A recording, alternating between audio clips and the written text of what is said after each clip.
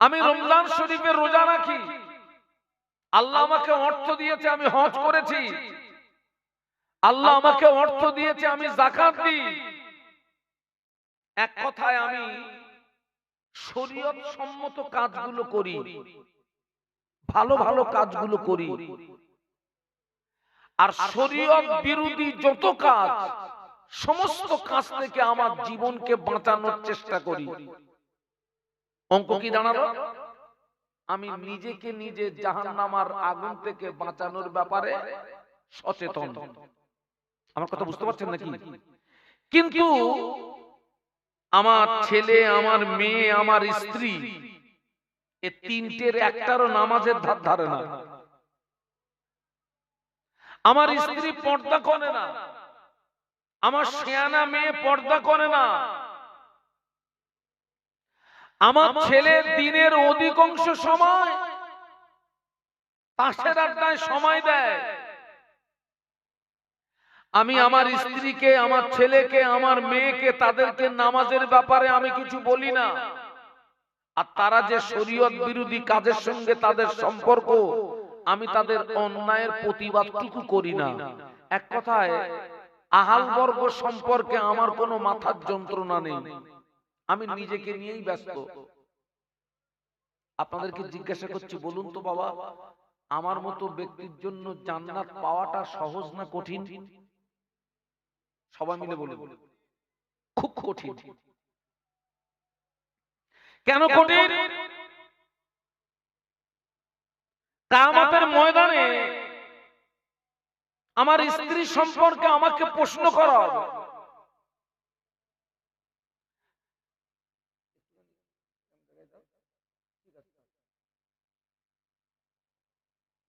আমি একটু একবার দরুদ শরীফ, আল্লাহুম্মা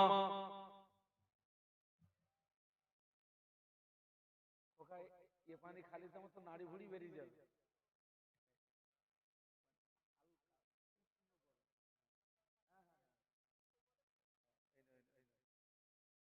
ये पानी যদি আমি খাই খোকা, সব এখান থেকে বেরিয়ে যাবে, শেষ পর্যন্ত হুজুর বাঁচানো মুশকিল হয়ে যাবে।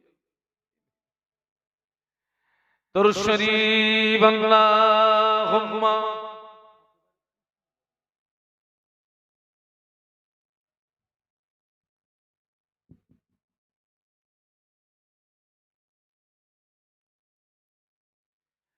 একটু কলেমার জিকির, লা ইলাহা ইল্লাল্লাহ, মহব্বতের সঙ্গে, খুব মহব্বতের সঙ্গে, লা ইলাহা ইল্লাল্লাহ,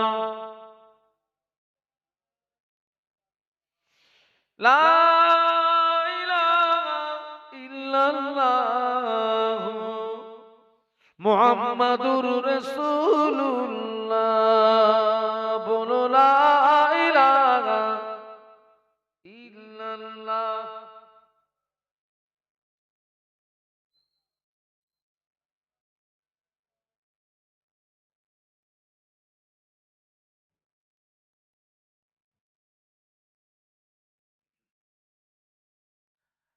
আমি আমার কথাটা রেখেছিলাম কোথায়?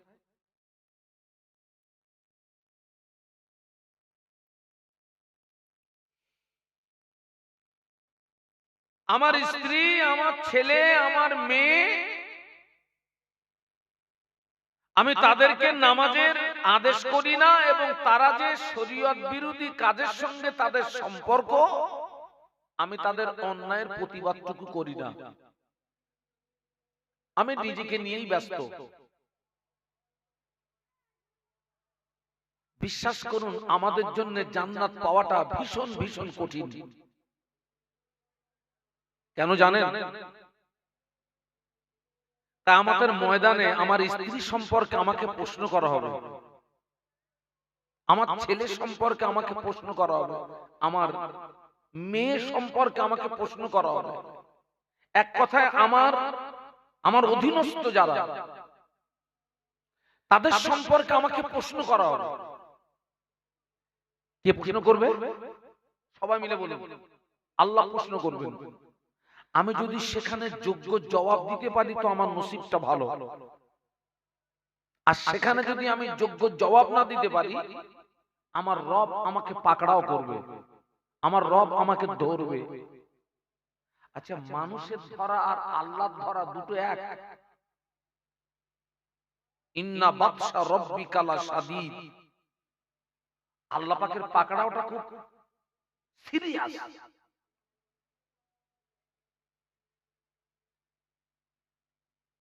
আমার স্ত্রী সম্পর্কে আমাকে প্রশ্ন করা হবে, আমার ছেলে সম্পর্কে আমাকে প্রশ্ন করা হবে, মেয়ে সম্পর্কে আমাকে প্রশ্ন করা হবে, আমার অধীনস্থদের সম্পর্কে আমাকে প্রশ্ন করা হবে। আল্লাহ রাসূল বলেছেন, আলা, সাবধান হয়ে যাও, কুল্লুকুম রাঈন, তোমরা সকলে এক একজন রাখাল সদৃশ, ও কুল্লুকুম মাসউলুন আন রাঈয়াতিহি। আল্লাহ নবী বললেন, ওই রাখালের অধীনস্থ যারা, কিয়ামতের ময়দানে তাদের ব্যাপারে জবাবদিহি করা লাগবে। এই যে আল্লাহ রাসূল বললেন যে তোমরা সকলে এক একজন রাখাল,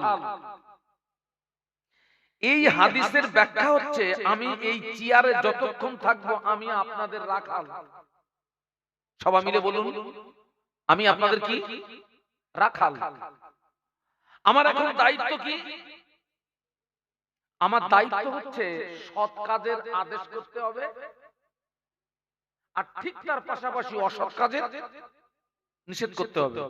এটা হচ্ছে আমার দায়িত্ব, আমি এই চেয়ারে যতক্ষণ থাকবো। কিন্তু একটা টেনশনে পড়ে গেছি আমি যখনই অসৎ কাজের নিষেধ করতে যাব, আমার বক্তব্য কারো না কারোর গায়ে লাগবে। কে বাবা, লাগবে না? লাগবে না? আমি যদি এখন বেনামাজির বিরুদ্ধে বক্তব্য করি বা বক্তব্য রাখি, নারী পুরুষ যারা নামাজ পড়ে না, আমার কথা তাদের গায়ে লাগবে না? লাগবে না? তো আমি দেখতেছি বাবা, আমার যেন মনে হচ্ছে আপনাদের এই জায়গাটা আমার জীবনের প্রথম, আমি এখানে কোনোদিন আসিনি। তো আমি দেখছি বাবা, আজকের এই জীবনের আপনার প্রথম এসছি, কার গায়ে লাগবে দরকার নেই, ওটা থাক, ও সম্পর্কে বলবো না। আবার আমি চিন্তা করছি, সমাজে জেনার সংখ্যা প্রচুর পরিমাণে বেড়ে গেছে। জেনা, আপনারা কতটা খবর রাখেন আমি জানি না। এখন যদি আমি জেনার বিরুদ্ধে যদি আলোচনা রাখি, আর ওই আসামি যদি মাইকের রেঞ্জের ভিতরে কেউ থাকে, ওর ঘাড়ে দুপুরি বাস পড়বে না? পড়বে না? বাবা দরকার নেই, এখানে নতুন এসেছি, কার ঘাড়ে বাস পড়বে ওটা বলবো না। আবার আমি চিন্তা করছি, ওই 30 বছর আগে সুদের নাম শুনলে মানুষ আটকে উঠতো ভয়ে, গায়ের লোম খাড়া হয়ে যেত, বাবা সুদ। আর সেই সুদ বর্তমান যুগ সন্ধিক্ষণে কি হয়ে গেছে?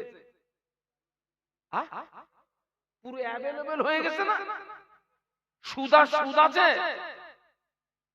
এখন আমি যদি ওই সুদের বিরুদ্ধে যদি বক্তব্য রাখি, নারী পুরুষ আসামি যদি কেউ থাকে, তড়কা বাস পড়বে না? পড়বে না? বাবা দরকার নেই, নতুন এসছি, ওটা থাক। আগে লটারির টিকিট কাটতো 10 টাকায় 13 লাখ, 20 টাকায় 32 লাখ।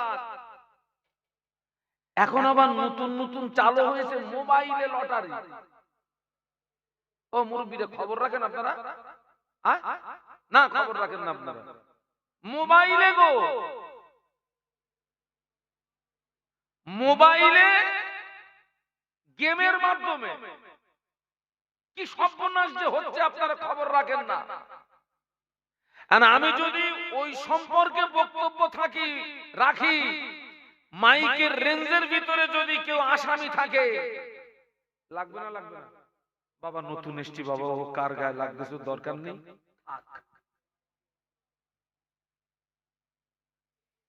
আমার দায়িত্ব পালন করা হবে না? আমাকে দায়িত্ব পালন করতে গেলে কোরআন, হাদিস, ইজমা, কিয়াস এর মাপকাঠিতে আমাকে কথা বলতে হবে। আমার কথা কার গায়ে লাগবে ওটা আমার দেখার। তো আমি যখন আপনাদের রাখাল, আপনাদের এখানে মসজিদ কোথায়? দুটো। এই মসজিদের ইমাম যিনি, তিনি হচ্ছেন এই মসজিদের মুসল্লিদিগের রাখাল। ইমাম হিসাবে দায়িত্ব আছে না? ইমাম যেমন মুসল্লিদের রাখাল, এই গ্রামের মেম্বার যিনি, তিনি হলেন এই গ্রামের জনগণের রাখাল। বাবা, মেম্বারের দায়িত্ব আছে না? স্কুলের মাস্টার যিনি, তিনি হচ্ছেন ওই স্কুলের ছাত্র ছাত্রীদিগের, সবাই মিলে বলুন, রাখাল। বাড়ির গার্জিয়ান যিনি, তিনি হচ্ছেন ওই বাড়ির সদস্যদিগের। আমার কথাটা লিখে রেখে দেন। লক্ষ লক্ষ টাকা খরচ করে মাহফিল দিয়ে সমাজ যতটা না উপকৃত, আমরা যদি রাখাল হিসাবে সক্রিয় ভূমিকা নিয়ে নিজ নিজ দায়িত্বগুলো পালন করতে পারি, লক্ষ টাকা খরচ করে মাহফিল দেওয়ার তুলনায় সমাজ আরো বেশি উপকৃত হতো। একটু সুবহানাল্লাহ বলুন, একটু মহব্বতে বলুন। তবে আমাদেরকে দায়িত্ব পালন করতে হবে ঠিকই, তবে এখানে আমি আরেকটা কথা বলবো যে এই দায়িত্বটা যার উপরে অর্পণ করা হবে, দায়িত্বটা যাকে দেওয়া হবে, তাকে আগে যাচাই করার দরকার তিনি দায়িত্ব পালন করার যোগ্যতা রাখেন কিনা। কারণ কোন অযোগ্য ব্যক্তির হাতে যদি দায়িত্ব তুলে দেওয়া হয়, তার দ্বারাতে সমাজের উপকার হওয়ার তুলনায়, সবাই মিলে বলুন, ক্ষতি হবে বেশি। আমি একবারও বলবো না যে সমাজের যোগ্য ব্যক্তির হাতে দায়িত্ব নেই, আছে। তবে ঘুরিয়ে বলবো, প্রতিটি স্তরে স্তরে বক্তা সমাজ বলুন, ইমাম সমাজ বলুন, মাস্টার সমাজ বলুন, ডাক্তার সমাজ বলুন, রাজনীতি সমাজ বলুন, প্রতিটি স্তরে স্তরে যোগ্য ব্যক্তির তুলনায় অযোগ্য ব্যক্তির হাতে দায়িত্ব উঠে যাওয়ার কারণে সমাজ পদস্খলন হওয়ার আরেকটা কারণ। অযোগ্য ব্যক্তির হাতে দায়িত্ব উঠে গেলে সমাজের কি ক্ষতি হতে পারে, আমি ছোট্ট একটা দৃষ্টান্ত দিচ্ছি। আমি যেখানে ওয়াজ করতে এসেছি, আমাকে এর জন্য 11 বছর মাদ্রাসায় পড়াশোনা করতে হয়েছে। কত বছর বললাম? 11 বছর পাতলা ডাল খেয়ে তারপরে গোশতর মুখ দেখেছি। আমি বসিরহাট আমিনিয়া মাদ্রাসার ছাত্র। আমি যে ডাল খেতাম ওই ডাল দিয়ে পেয়ালা ধুতাম। 11 বছর, তারপরে গোশতর মুখ দেখেছি। তো 11 বছর পড়াশোনা করে আমার কিঞ্চিত ওয়াজ করার যোগ্যতা অর্জন করেছি। আমি বিশাল বড় পণ্ডিত না। অযোগ্য ব্যক্তির হাতে দায়িত্ব তুলে দিলে সমাজের কি ক্ষতি হতে পারে, আমি একটা আপনাদেরকে দৃষ্টান্ত দিচ্ছি। তো আজকের এখানে এসেছি, এই কমিটির ছেলেগুলো খুব ভালো। এরা, আমি গাড়ি থেকে নেমেই স্টেজে আসছিলাম, তোরা আমাকে পাঁজা করে, হুজুর আপনি আমাদের মেহমান, অন্তত আপনি একটুখানি ঘরে চলুন, একটুখানি নাস্তা করে আসবেন। বাবা আমার তো সময় হয়ে গেছে বাবা। না হুজুর আপনি একটু চলুন না। ওরা আমাকে টেনে নিয়ে গেল ঘরে। ছেলেগুলো খুব ভালো ছেলে। যাই হোক, আমি এখানে এসেছি, স্টেজ থেকে নামার পরে, ওয়াজ করে নামার পরে আমি বাড়ি চলে যাব বাবা। কমিটির ছেলেরা বলছে হুজুর আপনাকে বাড়ি যেতে দেবো না। কেন রে বাবা? তো বলছে হুজুর কেন, কথার উত্তর আপনাকে এখন বলবো না, কথা যা হবে ফজরের নামাজের পরে। কখন হবে? আমি তখন টেনশনে পড়ে গেছি, কমিটির ছেলেদের যদি কথা না শুনি এরা তো টাকা দেবে না। যা হয় হোক, থাকি। ফজরের নামাজ জামাতে পড়ে ছেলেদের বলছি বাবা কি বলবি বল, আমি বাড়ি যাব বাবা। তো কমিটির ছেলেরা বলছে হুজুর একটু মাঠের দিকে চলেন। আমার তখন ভয় লাগতেছে, ওয়াজ কি ভুল টুল হলো না, মারবে টারবে নাকি? হ্যাঁ, মাঠে কি? আচ্ছা ঠিক আছে হাঁট, সকাল যখন হয়েই গেছে হাঁট, মাঠে হাঁট। মাঠে গিয়ে দেখি কমিটির ছেলেরা ওই গরুর ঘাড়ে জোয়াল লাগিয়ে নাঙল রেডি করে রেখেছে। আপনারা নাঙল চেনেন তো?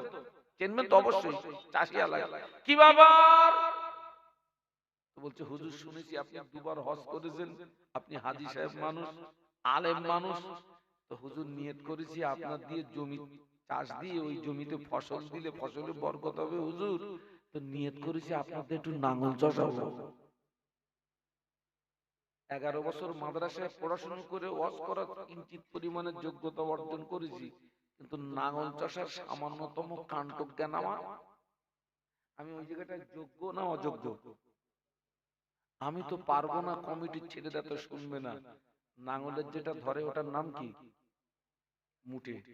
ওই মুঠে আমার হাতের ভিতরে দিয়ে কটা সাইডে দাঁড়িয়ে তামাশা দেখতেছে, হুজুর কাজ করে দেন। আনাংলার হাতে নাঙল তুলে দিলে ও গরু বাঁচবে বলে মনে হয়? আনাংলার হাতে নাঙল তুলে দিলে যেমন গরুর পায়ে ফাল লাগা স্বাভাবিক, ততই বছর অযোগ্য ব্যক্তির হাতে দায়িত্ব তুলে দিলে ওর দ্বারাতে সমাজের উপকার হওয়ার তুলনায় সমাজের মানুষের পায়ে ফাল লাগা। আমার এই 10 মিনিটের বক্তব্য আপনার ব্রেনে নিয়ে আপনার ব্রেনটাকে একটু সারা পৃথিবী খেলান, আপনি খেলিয়ে দেখুন। তাম পৃথিবীর জমিনে যেখানে যেখানে অশান্তির আগুন দাউ দাউ করে জ্বলছে, ওর গোড়ায় কিন্তু যোগ্য ব্যক্তি নেই। বলো কারা? তাম পৃথিবীর জমিনে আল্লাহ পাক যত নবী রাসূল পাঠিয়েছেন, কোন নবী এবং রাসূলকে আমার আল্লাহ পৃথিবীর জমিনে অনার্থক পাঠাননি। প্রত্যেকটা নবী রাসূলের উপরে আল্লাহ দায়িত্ব দিয়ে পাঠিয়েছিলেন। একটু সুবহানাল্লাহ বলুন। আচ্ছা বলুন তো নবীদের দায়িত্ব কি? খাওয়ার, ঘুমানো? তাহলে নবীদের দায়িত্ব হলো আল্লাহ যে যুগে যে নবীকে পাঠিয়েছেন সেই নবীর 1 নাম্বার দায়িত্ব হচ্ছে সেই যুগের মানুষের কাছে আল্লাহ পাকের একাত্মবাদের দাওয়াত পৌঁছে দেওয়া। সুবহানাল্লাহ বলুন। আর এই দায়িত্ব পালন করতে গিয়ে অনেক নবী রাসূলকে তার কওমের মানুষের কাছে অপমানিত হতে হয়েছে, মার খেতে হয়েছে, জন্মভূমি ছেড়ে দিতে হয়েছে। তথাপিও আল্লাহ পাকের নবী রাসূলগণ, আল্লাহ পাকের পয়গম্বরগণ আল্লাহ দিত দায়িত্ব থেকে তানারা কিঞ্চিত পরিমাণে দূরে সরে যাননি। একটু জোরে বলুন, একটু মহব্বতে বলেন না। এবং तमाम পৃথিবীর জমিনে আল্লাহ যত নবী রাসূল পাঠিয়েছেন সব নবী রাসূলদের দাওয়াত ছিল একটা। বলুন তো সেটা কি? বলুন, কে বলতে পারে? সব নবীদের দাওয়াত একটা, লা ইলাহা, বলুন বলুন বলুন, লা ইলাহা। আল্লাহ নবী ইব্রাহিম খলিলুল্লাহ কওমের মানুষের কাছে দাওয়াত দিয়েছিলেন, কওমের মানুষেরা পড়ে নাও লা ইলাহা ইল্লাল্লাহ।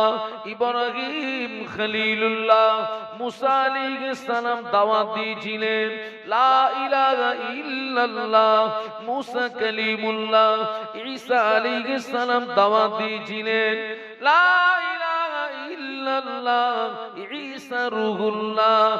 বাবাজি মুসা নবী, ঈসা নবী, নূহ নবী, দাউদ নবী, লূত নবী, ওনারা ছিলেন এলাকা ভিত্তিক নবী। সবাই মিলে বলুন কি নবী? কোন নবী একটা এলাকার নবী, কোন নবী একটা গোত্রের নবী, কোন নবী কয়েকজন ব্যক্তির নবী। কিন্তু আমরা যে নবীর উম্মত, আমাদের নবী এলাকা ভিত্তিক নবী নন, আমাদের নবী গোত্র ভিত্তিক নবী নন, আমাদের নবী ব্যক্তি বিশেষ নবী নন, আমাদের নবী হলেন ওয়ার্ল্ডের নবী তথা আমাদের নবী হলেন বিশ্ব নবী। একটু মহব্বতে বলুন।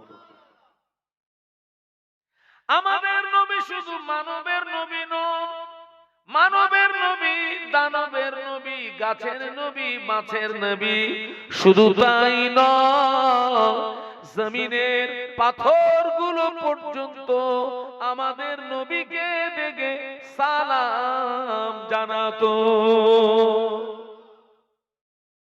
এই জমিনের পাথর নবীকে দেখে সালাম জানাতো। আমাদেরকে তাকান, আমাদের নবীকেও কিন্তু আল্লাহ পৃথিবীর জমিনে অনর্থক পাঠাননি। আমাদের নবীর উপরে আল্লাহ দায়িত্ব দিয়ে পাঠিয়েছিলেন। আর সেই দায়িত্ব পালন করতে গিয়ে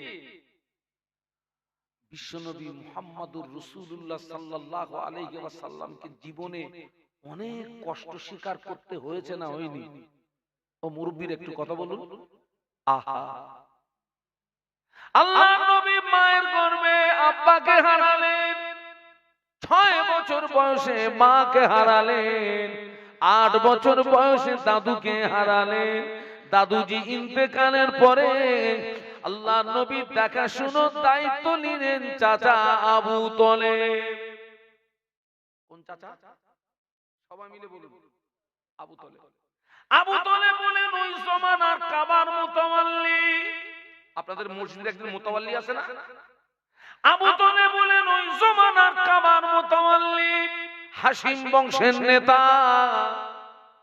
আবু তলেবের তত্ত্বাবধানে থাকাকালীন আল্লাহর নবী 40 বছর বয়সে নবুয়ত পেয়ে গেলেন। সুবহানাল্লাহ বলুন। আল্লাহর নবী কত বছর বয়সে নবুয়ত পেয়েছেন? 40। আমার দিকে তাকান, এই 40 বছরের আগ পর্যন্ত আমাদের নবী কিন্তু দায়িত্বপ্রাপ্ত নবী ছিলেন না। 40 বছরে যখন রিসালাত পেলেন, নবুয়ত পেলেন, অটোমেটিক আল্লাহর পক্ষ থেকে কি এসে গেল? দায়িত্ব এসে গেল। কি এসে গেল? দায়িত্ব। ওর যদি বোঝেন তবে মজা লাগবে। আমি কিন্তু উদর পিন্ডি বুদর ঘাড়ে লাগানো ছেলে না, বলো আম গাছের ছাল জাম গাছে। আপনারা বলুন তো, বিশ্ব নবী দায়িত্ব পেয়ে তিনি কি ঘরে বসেছিলেন?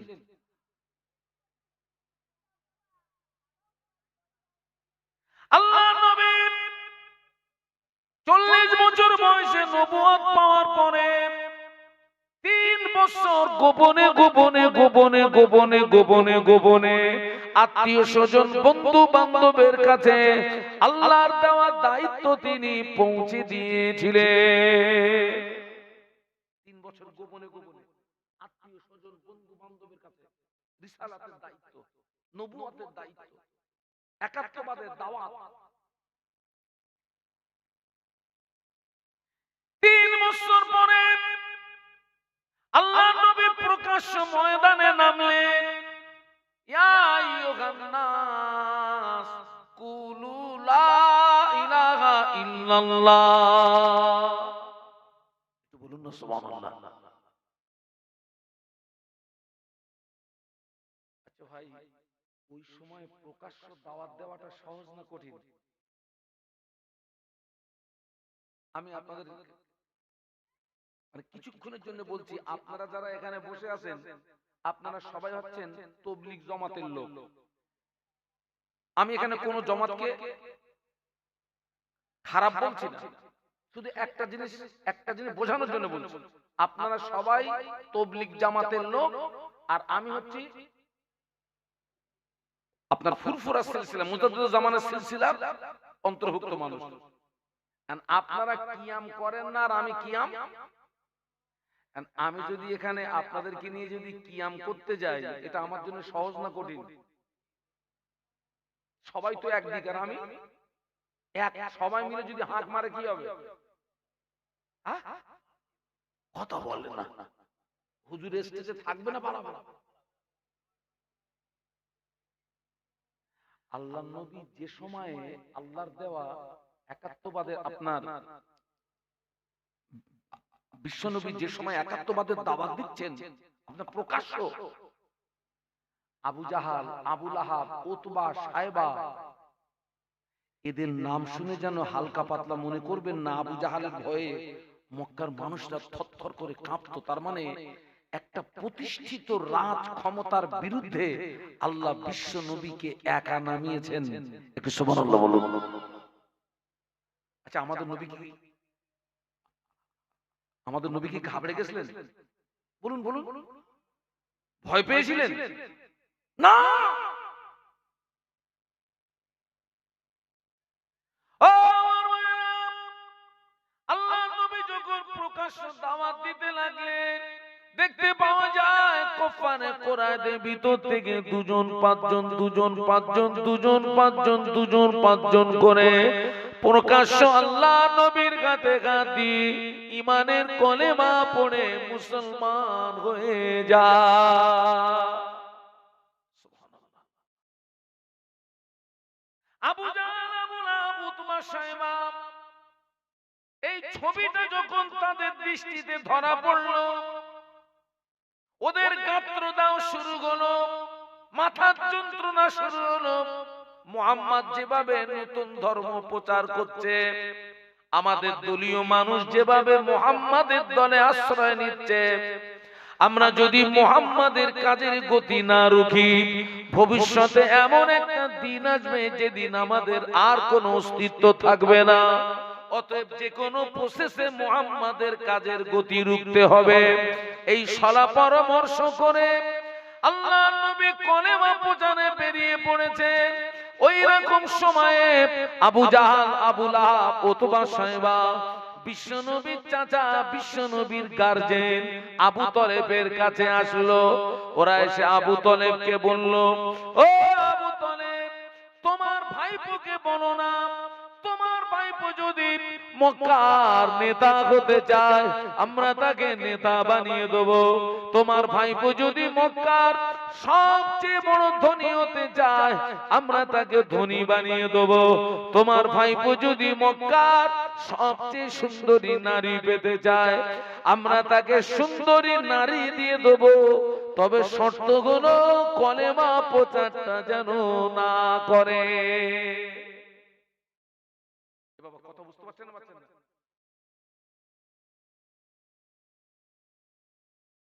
মক্কার টপ র্যাঙ্কের নেতা বানিয়ে দেব, টপ র্যাঙ্কের ধনী বানিয়ে দেব, মক্কার টপ র্যাঙ্কের সুন্দরী নারী দিয়ে দেব, বিনিময়ে কলেমা প্রচারটা যেন না করে। আচ্ছা বলুন তো, আল্লাহর নবী কার দেওয়া দায়িত্ব পালন করছেন? সবাই মিলে বলুন। আর সেই আল্লাহর দেওয়া দায়িত্ব থেকে নবীকে এড়িয়ে রাখার জন্য কাফেররা অফার দিচ্ছে কটা? বর্তমান দুনিয়া কিন্তু খোকা ওই তিনটে বিষয়ের উপরে চলতেছে খোকা। বর্তমান দুনিয়া এই যে মারামারি, কাটাকাটি, গুতুগুতি কিসের জন্য বলো দিদি? কথা বলে না। আমি নেতা হব, ধনী হব,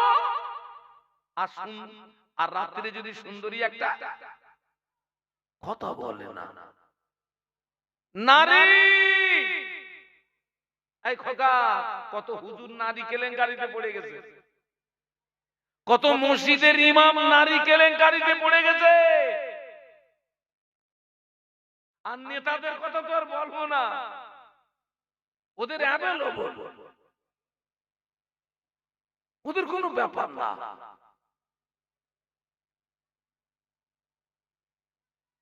ওরা আবু তলেবকে বলছে, আবু তলেব, তোমার ভাইপো আমাদের দেওয়া দাবি মেনে নিয়ে কলেমা প্রচার বন্ধ করে তো ভালো, নতুন ধর্ম প্রচার বন্ধ করে তো ভালো। এরপরেও যদি তোমার ভাইপো কলেমা প্রচার বন্ধ না করে আমরা তোমাকে হুঁশিয়ারি করছি, আজকের থেকে তোমার ভাইপোকে আর জায়গা দিতে পারবে না, আশ্রয় দিতে পারবে না। ও আবু তলেব, এরপরেও যদি তুমি তোমার ভাইপোকে আশ্রয় দাও আমরা তোমার বিরুদ্ধে যুদ্ধ ঘোষণা করব। আবু তলেব কাবার মুতাওয়াল্লি হাশিম বংশের নেতা ঠিকই, কিন্তু সমাজ বলে একটা কথা আছে না বাবা, আবার সমাজ বলে একটা কথা আছে তো, আবু তালেবের ভয় লাগবে না? লাগবে না? টোটাল টোটাল সমাজ কি হচ্ছে, একদিকে হয়ে যাচ্ছে। আর আবু তালেব, ও আবু তালেব, তোমার ভাইপো আমাদের দেওয়া দাবি মেনে নিয়ে কলেমা প্রচার বন্ধ করে তো ভালো, এরপরেও যদি তোমার ভাইপো কলেমা প্রচার বন্ধ না করে, আমরা তোমাকে হুঁশিয়ারি করছি, তুমি তোমার ভাইপোকে আর আশ্রয় দিতে পারবে না, জায়গা দিতে পারবে না। এরপরেও যদি তুমি তোমার ভাইপোকে আশ্রয় দাও, আমরা তোমার বিরুদ্ধে যুদ্ধ ঘোষণা করব। ওরা আবু তালেবকে হুইপ জারি করে বাড়িতে গিয়ে অঙ্ক কষছে। আবু তালেবকে যা বলে এসেছি সিদ্ধান্ত একটা নিতে হবে, আবু তালেবকে যা বলে এসেছি সিদ্ধান্ত একটা নিতে হবে। আল্লাহর নবী কলেমা প্রচার করে বাড়ি ফিরলেন। আবু তালেব বিশ্ব নবীকে একটি নির্জন কক্ষে ডেকে নিয়ে বললেন, বাবা মুহাম্মদ, তোমার জন্য খুশির সংবাদ। আল্লাহর নবী মনে করলেন কোন কাফের মনে হয় ইসলাম গ্রহণ করেছে। ও আমার মায়েরা, একটা কাফের যদি ইসলাম গ্রহণ করে, আল্লাহর নবীর মনটা যেন 50 হাতের মতো লম্বা হয়ে যেত।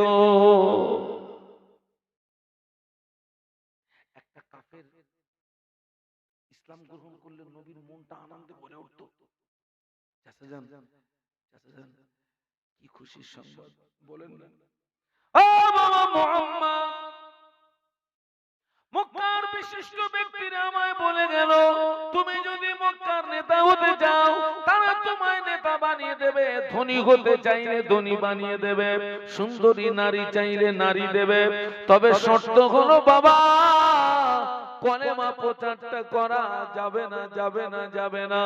আল্লাহ নবী জবাব দিয়েছিলেন, ও চাচা যান, আপনি ওদেরকে বলে দিন, যদি ওদের দাঁড়াতে সম্ভব নয়, ওরা যদি আমার এক হাতে আসমানের চাঁদ এনে দেয়, অপর হাতে যদি আসমানের সূর্য এনে দেয়, তথাপিও মুহাম্মদ সাল্লাল্লাহু আলাইহি ওয়াসাল্লাম আল্লাহর দেওয়া দায়িত্ব কলেমা প্রচারটা বন্ধ করতে পারবে না।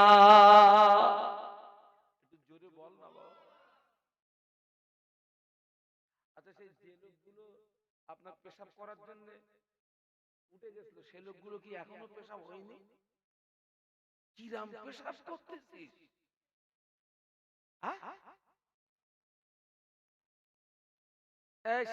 এই খোকা কমিটির ছেলেরা দেখবি তারা কোথায় পেশাব করতেছে। আল্লাহ রে ভাই রে, আজ যদি আমার কমিটির ছেলেরা যদি এখানে মাহফিল না দিয়ে শুধু একটা মেয়ে লোক আনবে, শুধু মাজাটা একবার দোল মারবে, কোথাকার পেশাব উপরের পেশাব নিচে যাবে, নিচের পেশাব উপরে যাবে।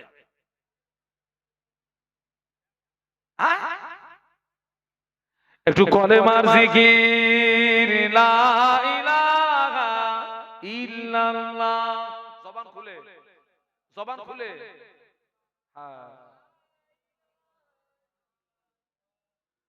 মুহাম্মাদুর রাসূলুল্লাহ, বলো লা ইলাহা ইল্লাল্লাহ। মাশাআল্লাহ।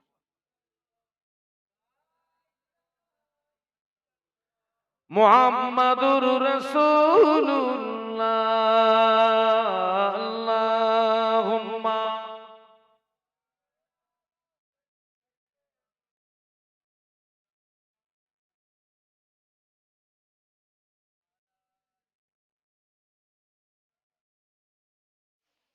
সকলে একটু জবান খুলে বলুন আল্লাহু আকবার। এ তো 3:30 নামাজ দিলেন চাচা, আমি তো 3:30 হুজুর না। একটু সবাই মিলে বলেন না আল্লাহু আকবার।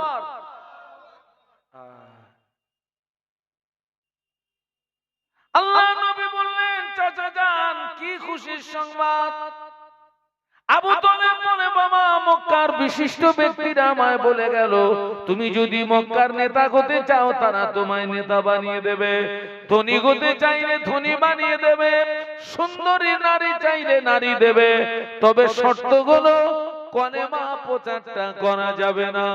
আল্লাহ নবী জবাব দিলেন, ও চাচা যান, আপনি ওদেরকে বলে দিন যদি ওদের দ্বারাতে সম্ভব নয়, ওরা যদি আমার এক হাতে আসমানের চাঁদ এনে দেয়, অপর হাতে যদি আসমানের সূর্য এনে দেয়, তথাপি মুহাম্মদ আল্লাহর দেওয়া দায়িত্ব কলেমা প্রচারটা বন্ধ করতে পারবে না।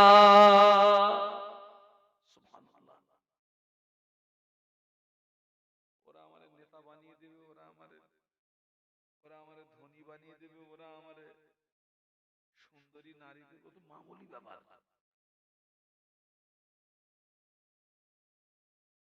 আবু তালেব বলে, বাবা মুহাম্মদ, তুমি যদি তোমার দায়িত্ব থেকে সরে না আসো, মনে হয় আজকে থেকে আমি তোমাকে আর আশ্রয় দিতে পারবো না। আমার দিকে তাকান, আমার দিকে তাকান। ন্যায় ও সত্যের উপরে দাঁড়িয়ে থাকাটা সহজ না কঠিন? সবাই মিলে বলুন, কিরকম কঠিন চাচা? ন্যায় ও সত্যের উপরে দাঁড়িয়ে থাকতে গেলে তোমার পাশ থেকে তোমার বাপ পালাবে, মা পালাবে, বিবি পালাবে, ছেলে পালাবে, মেয়ে পালাবে, বন্ধু বান্ধব পালাবে, আত্মীয় স্বজন পালাবে, সব পালিয়ে যাবে। এরপরেও যদি তুমি ন্যায় ও সত্যের উপরে মজবুতির সঙ্গে দাঁড়িয়ে থাকতে পারো, ওই সময় আল্লাহর পক্ষ থেকে তোমার উপরে রহমত নাজিল হবে।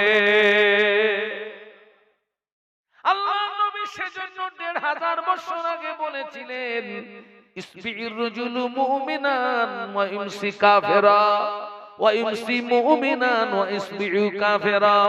আল্লাহ নবী বললেন, ও সাহাবীরা, আখিরি জামানা আমার একদল উম্মতি সকালবেলা ঈমান আনবে, সন্ধ্যাবেলা কাফের হয়ে যাবে, আবার সন্ধ্যাবেলা ঈমান আনবে, সকালবেলা কাফের হয়ে যাবে।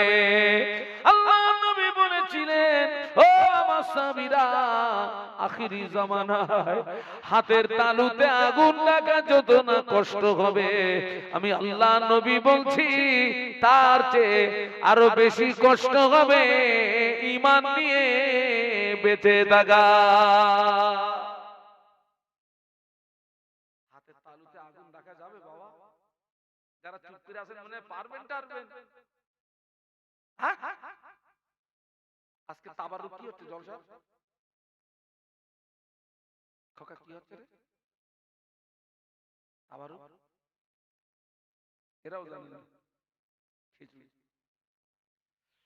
কাঠে রান্না হচ্ছে না, গ্যাসে? কাঠে, ওইটাই আমি জানতে চাচ্ছিলাম। কাঠ পুড়ে পুড়ে দলা দলা দলা দলা আগুন বার হয়, কাঠ পুড়ে পুড়ে দলা দলা দলা দলা আগুন বার হয়। ওই আগুন যদি হাতের তালুতে তুলে দেওয়া হয়, রাখা যাবে না। আল্লাহ নবী বললেন, আখির জামানায় তার চেয়ে আরো বেশি কষ্ট হবে ঈমান নিয়ে বেঁচে থাকা। এটা কোন জামানা বাপ? একটু বলুন ভাইরে। লোকটার সামনের দিকে দেখতেছি পুরো আল্লাহর ওলি মতন লাগতেছে, ভিতরে ঢুকে দেখতেছি পাক্কা ইবলিস। আপনাদের এলাকা হচ্ছে মালটাল পাওয়া যায় না, সামনে দেখতেছি যেন মনে হচ্ছে ফেরেশতা, ভিতরে ঢুকে দেখতেছি পুরো ইবলিস। মানে ইবলিসের সময় সময় ও তোমার টেনশন করে, আল্লাহ এরা মাল থাকতে তুমি আমার ইবলিস বানিয়েছো কেন? ইবলিসও ধান্দায় পড়ে যায়।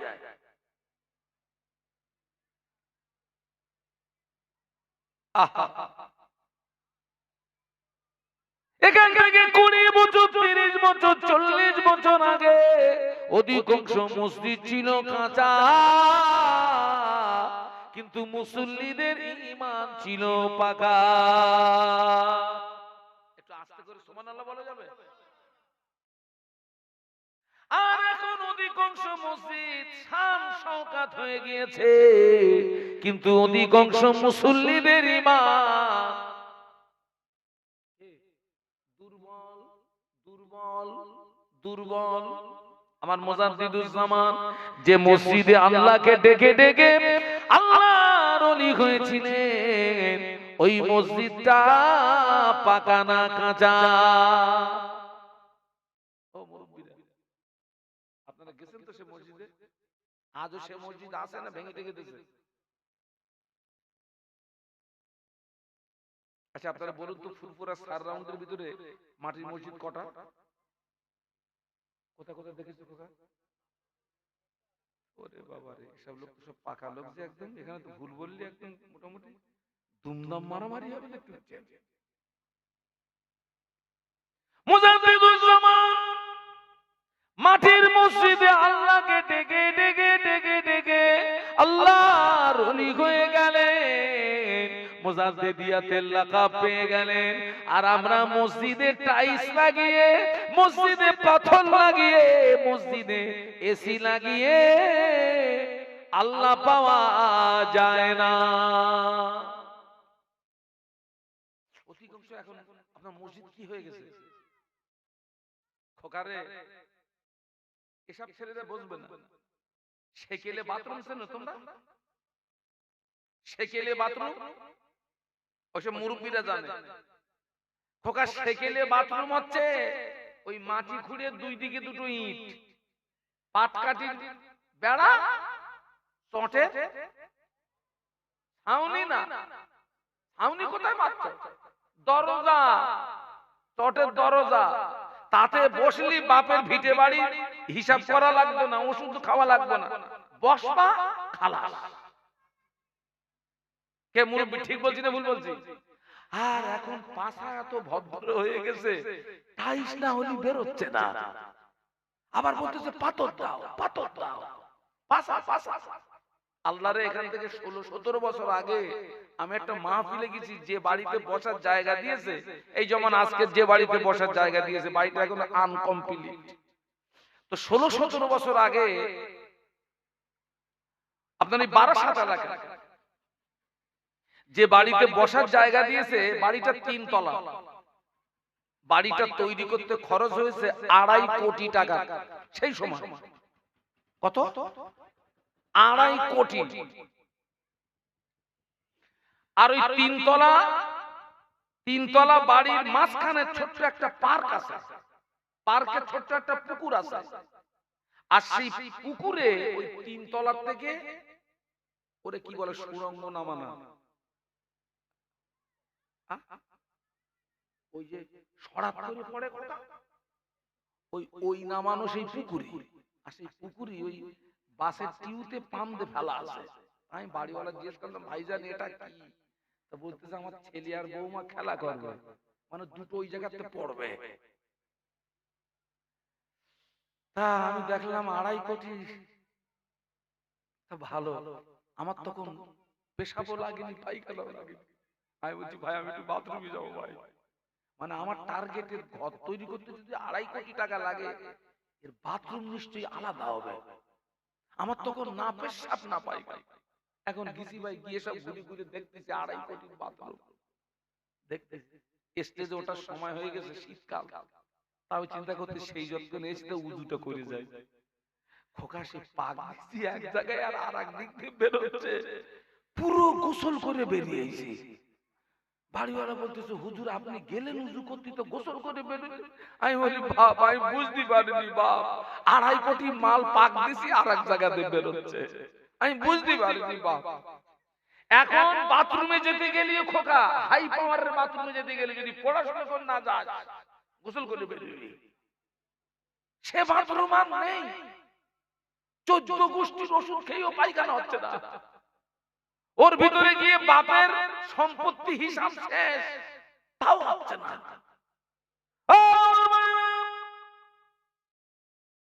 20 বছর 30 বছর 40 বছর আগে অধিকাংশ মসজিদ ছিল কাঁচা, মুসল্লিদের ঈমান ছিল পাকা।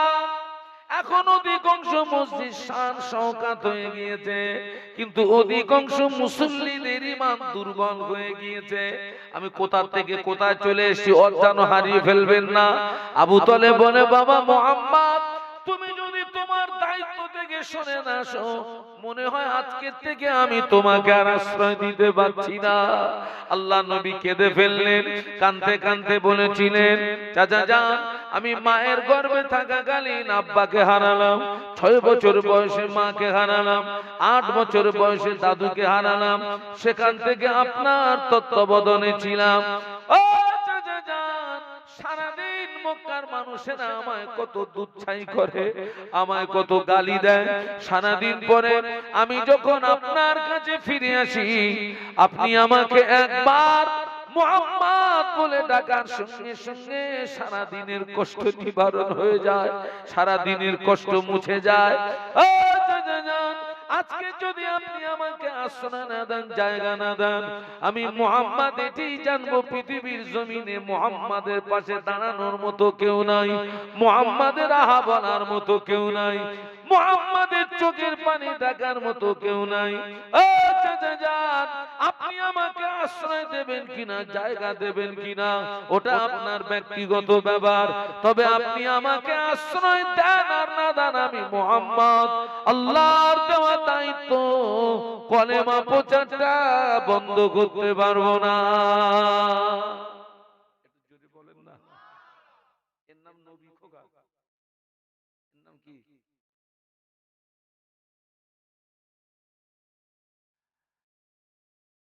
আবু তালেব।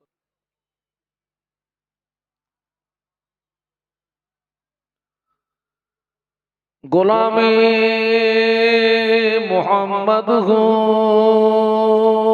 मैं, क्या डर है मुझको,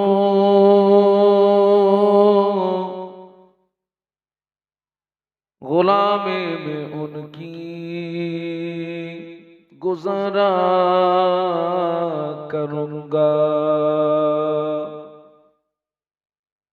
अजल से पड़ा हूँ मैं कदमों में उनकी,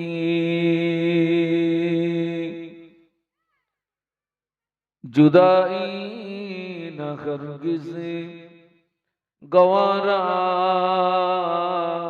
करूँगा। अल्लाहुम्मा सल्ली अला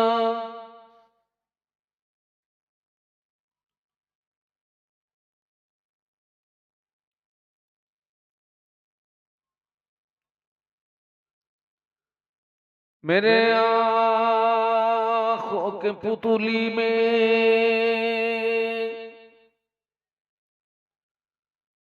जलवा मोहम्मद का,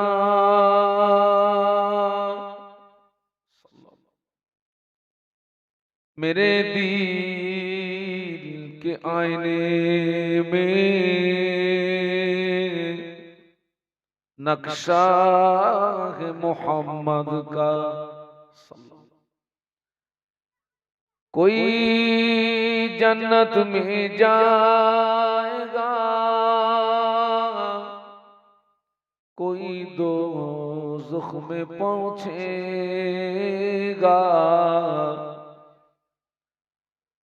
मदीने की तरफ दौड़ा दीवाना मोहम्मद का। अल्लाहुम्मा सल्ली अला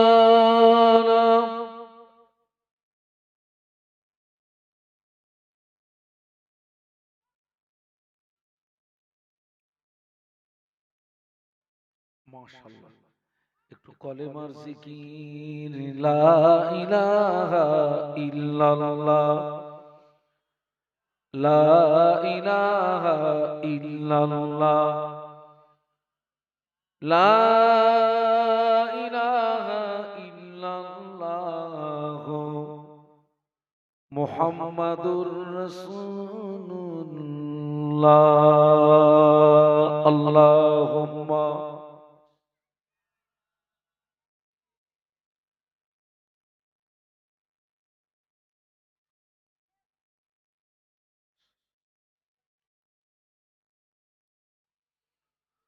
أما بعد فقد قال الله تعالى في كلامه المجيد والفرقان الحميد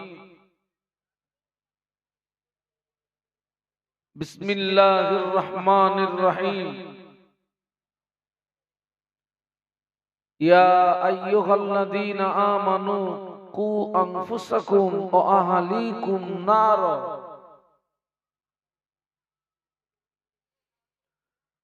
قال رسول الله صلى الله عليه وسلم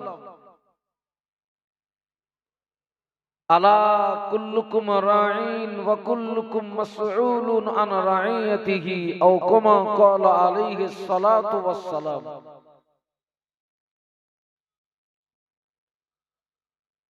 সম্মানীয় আপনাদের মসজিদের যোগ্য ইমাম সাহেব, সম্মানীয় উলামা হযরত, সম্মুখে উপবিষ্ট ভদ্র মহোদয়গণ, পর্দার আড়ালে অবস্থিতা আম্মা এবং বোনেরা,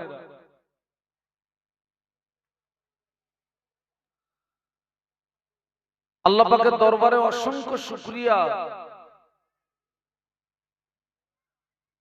যিনি আমাদেরকে দয়া করে পবিত্র জুমার রাতে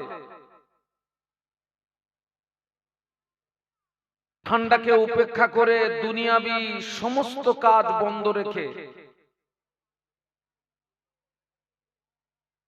পুত পবিত্র মাহফিলে উপস্থিত হওয়ার তৌফিক দান করেছেন। সকলে কৃতজ্ঞতা প্রকাশে মুহাব্বতের সঙ্গে বলি আলহামদুলিল্লাহ। এই মায়েদের আওয়াজ কিন্তু এই পর্যন্ত আসছে। মায়েরা বিশ্বনবীর মাজার মুকদ্দাসে জানাই অসংখ্য দরুদ এবং সালাম। সম্মিলিতভাবে অন্তরের অন্তরস্থল থেকে বলি সাল্লাল্লাহু আলাইহি ওয়াসাল্লাম। আচ্ছা বাবা, আমাকে একটু সহযোগিতা করা যাবে? তাও তো কথা বলেন না,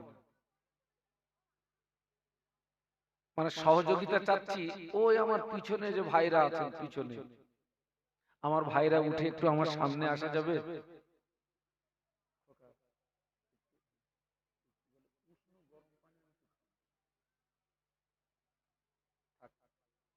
আসেন, আসেন কাছাকাছি। খোকা, আমি তো ওই জায়গায় বসতে বলিনি বাপ,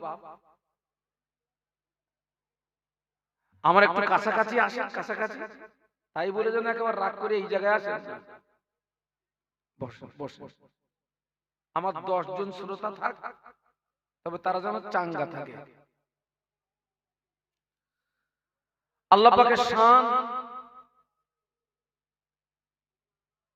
যে আপনারা সন্ধ্যা থেকে বেশ আপনার ধৈর্যের পরিচয় দিয়ে বিদায়ী বক্তা তার কাছ থেকে আপনারা অনেক আলোচনা শুনেছেন। আমি মোহাম্মদ শাহানুর আলম কোরআন শরীফের একটি আয়াতে শরীফা এবং প্রিয় নবীর পাক জবানে বর্ণিত অসংখ্য হাদিস মুবারকের ভিতর থেকে আমি একটি হাদিস শরীফ তেলাওয়াত করেছি। সর্বপ্রথম আমি সকলের কাছে দোয়া প্রার্থী। পাশে কি আরেকটা জলসা হচ্ছে? হ্যাঁ, পাশে। আমি সর্বপ্রথম আপনাদের কাছে দোয়া প্রার্থী, আমার জন্য আপনারা একটু দোয়া করুন। মহান আল্লাহ যেন তার সন্তুষ্টির উদ্দেশ্যে, তার দ্বীনের স্বার্থে আমাকে দুটি কথা বলার তৌফিক দেন। একটু অন্তর থেকে বলুন। কি বলুন? আল্লাহুম্মা আমিন। আমি আপনাদেরকে কিছু কিছু কথা জিজ্ঞাসা করব, আপনারা আমার সঙ্গে কথা বলবেন।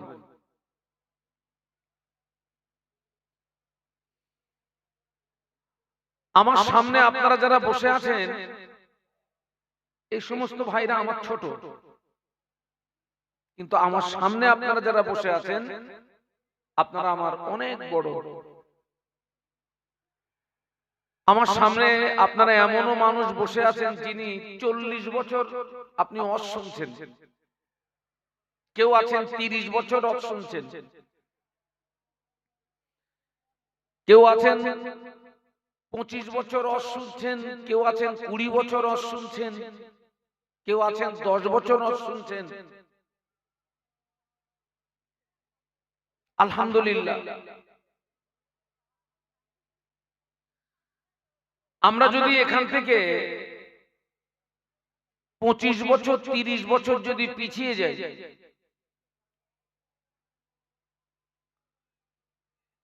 এখান থেকে 25 বছর 30 বছর আগে বর্তমান যুগ সন্ধিক্ষণে যত মাহফিল হচ্ছে, এখান থেকে 30 বছর আগে কিন্তু এত মাহফিল বলুন হয়নি, না হতো না, হতো না। আমার কিন্তু আপনার বয়স আমার খুব বেশি না, আমি মূলত রাত জেগে বুড়ো হয়ে গেছি। আমি এমনও মাহফিল করেছি, হারকেন জ্বালানো মাহফিল, হারকেন জ্বালিয়ে মাহফিল, এরকম আলেমদের বসার জায়গা, আর পাশে হচ্ছে বাঁশ ঝাড়, আর ওই বাঁশ গাছের কুঞ্চির গায়ে হারকেন টাঙানো। হারকেন জ্বালানো মাহফিল আমি করেছি। আর আগে বাড়িতে বাড়িতে খাস মিলাদ হতো, খাস মিলাদ। বাড়িওয়ালা যদি একটু সচ্ছল ব্যক্তি হতেন তো হ্যাঁচাক লাইট জ্বালাতো, হ্যাঁচাক লাইট। তবে বাবা, ওই হারকেন জ্বালানো মাহফিল আর হ্যাঁচাক লাইট জ্বালানো মাহফিলের ওই মাহফিলের প্রতি মানুষের যে আকর্ষণ ছিল,